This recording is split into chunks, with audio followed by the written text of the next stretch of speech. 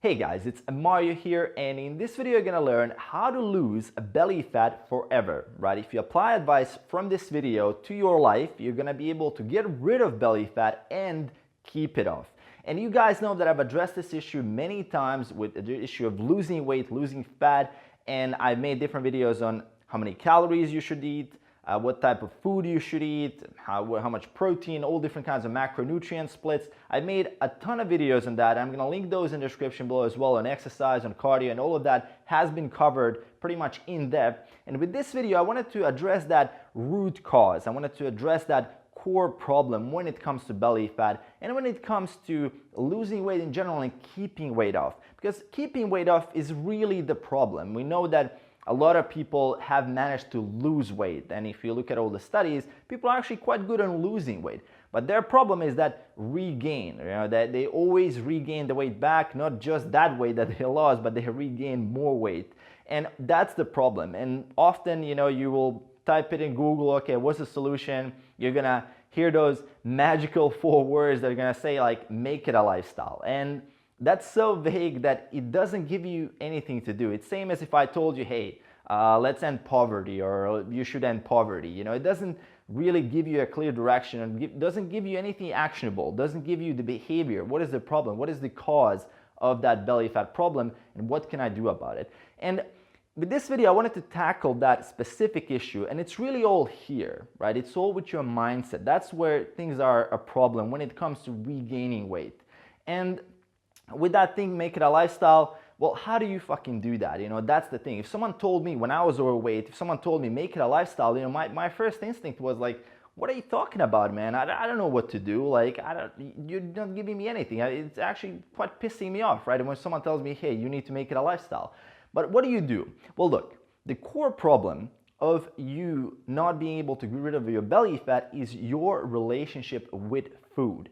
And that's something you've been conditioned for since you were a little kid, and not just you, but also me and every single person you meet.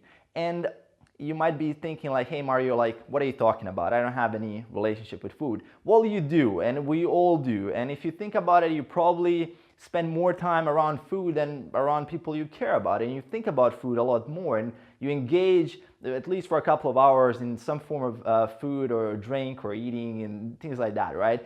It is a big part of our life, and we have to first acknowledge that.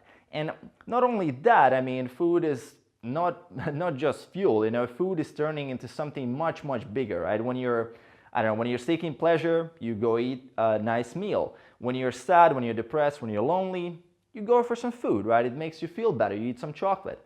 When you're celebrating something, you take people out to dinner. When you're, let's say, you did something really well and your boss says, hey, I'm gonna buy you dinner. When you were a little kid, you walk an old granny across the street, the granny gives you a little bit of candy. And not only that, but then there's a ton of marketing out there as well. There's like billions and billions of dollars spent on marketing food as something much more than simply fuel.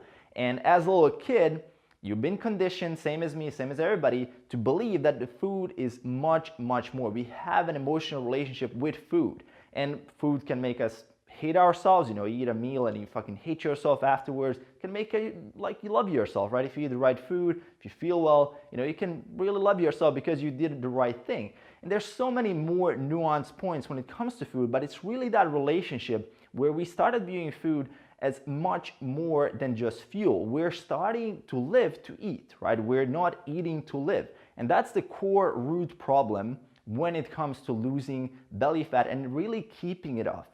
On the scale, let's say a scale, entertainment, you fuel as like instant gratification, pleasure, enjoyment, having fun, socializing, drinking out with your friends, like it's all about food, right? You probably think that you can't even maintain relationships with people if you don't eat food with them, right? So that's the thing here. And then on the other side, you have food is simply fuel to drive your core purpose in life, all of your areas of your life, like your health, your exercise, your physical, your mental performance, your business, your other purpose, your hobbies, your social life. All these other things will be improved if you eat food as fuel, because that's at that mindset you're gonna choose the type of food that's gonna make you feel better and perform better, right? Versus the mindset of entertainment where the food is simply a purpose to itself, right? It doesn't serve as, it's not a tool that you use to achieve something.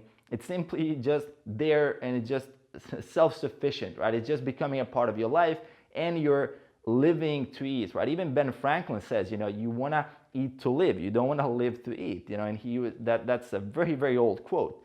And people have recognized this, and this is a true problem. This is becoming a massive problem in today's age. And here I'm in Spain right now. I mean, when I'm traveling, I'm always kind of becoming conscious a little bit more of that entertainment and that fuel scale.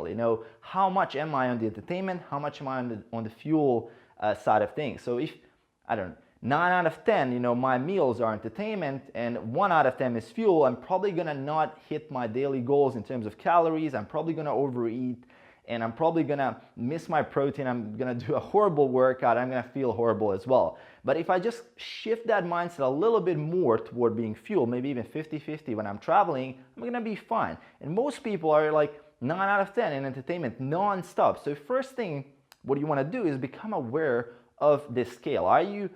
If you eat a meal, is this meal like 0 to 10? How much is it on the entertainment scale and like pleasure scale? And how much is it on like 0 to 10 on terms of like fuel and getting the right macronutrients and getting the right kind of foods in your body? And I'm not saying you need to become a robot. I'm saying it's about the balance. People will watch this video and they're gonna be like all black and white, and they're gonna be like, screw that Mario guy. He just wants us to count calories and measure everything and look at nutrition labels all the time. I'm not saying that. I'm saying that if your majority of your food is simply pleasure, entertainment, and for socializing and for enjoyment, I mean, you're missing the other part, and it's really about that balance. So if you don't balance these two things, it's very unlikely that you're going to be able to succeed in this. And I worked with hundreds and hundreds of clients over the last couple of years. I've been training myself for 5 years, and I know that I've never met anybody who managed to succeed long-term with that mindset of simple enjoyment. So what can you do? Well, look, first things first.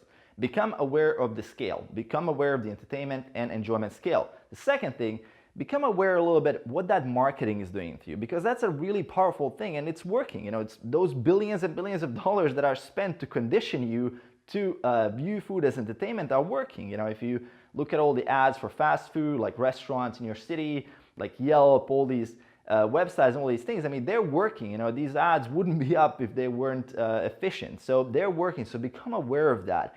And another thing is that really become aware of what's your real purpose in life. Like, what do you want in your life? What do you want to achieve? I'm sure it's not a healthy meal. I'm sure there's more to your life than just food.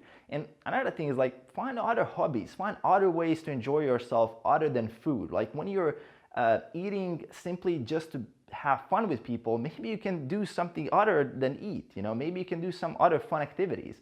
Other things like, let's say you find yourself eating out of boredom. A lot of people will just simply be bored and just eat. Think about that for a second and try to like cut down those triggers, like simply eating out of habit or boredom or some other trigger that you have around you, where you're not eating that right amount of food. It's really about the amount. It's not about the specific food as much as really overeating for the sake of simply eating food, right? It's not that you're missing something, you're not hungry really, but you just have that trigger in your environment that is triggering you to eat.